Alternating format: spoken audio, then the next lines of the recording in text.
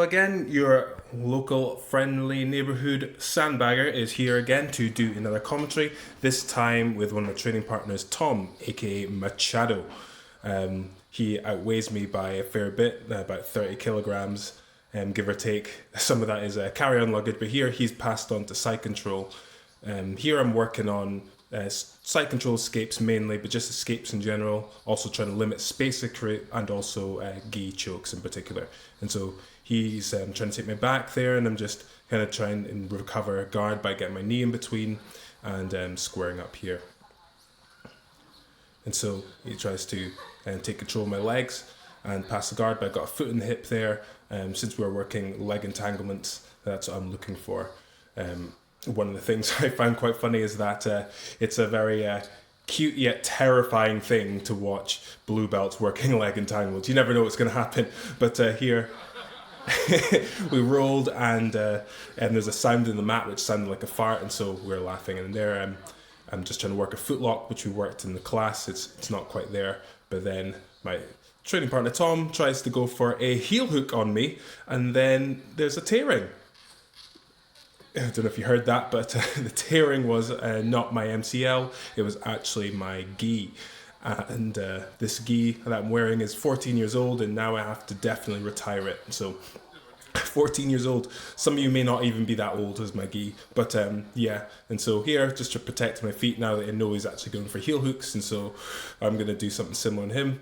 I'm now looking for a toe hold, and so yeah, I've got a toe hold and roll over and tap. Does my bum look big in this?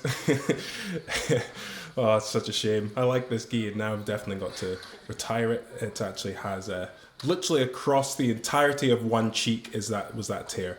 And so here, I'm just kind of on my side, and he's squashing my knees together and walking around to my back. I'm kind of giving a little bit of resistance, but then that's the point where, okay, I should probably try and defend, but he's gone too far, and now he's on my side control again. And it's one of these things to roll, and I've been doing this for a while, and so now I'm comfortable being uncomfortable. And there I tried to do a side control escape, threatening an arm bar to get him to square up to me, and so now I've got an open guard. So I'm controlling his posture, and I've got a collar, and I'm trying to set up a loop choke here, but the grip is it's not quite right, and I'm not getting decent choking pressure. And so I don't really want to force it as much, because this is the first roll that we're doing, and I don't really want to muscle it. If I have to muscle it, it means I'm not doing it right, and so I'd rather just do it right rather than squeeze. Here I'm trying to get up and take the back, but what I'm trying to do here is keep chest to back pressure to make sure he can't just explode and put me on my back, even though he's bigger than me. And so that's what I'm doing, just holding the lat there. Now I'm trying to whizzer hard to get to the dog fight, just putting a whizzer, which is a downward pressure overhook on his arm, but my leg is stuck and I can't get it out. And so I'm just trying to do even more, but then just puts his weight forward and puts me back on my butt, right back, Bernardo Faria style. It ain't pretty, but man, it works. And I'm back on my butt again. And so continue from this open guard, and he's looking to put my knees together again, and then squash my knees together and move around to pass to the back.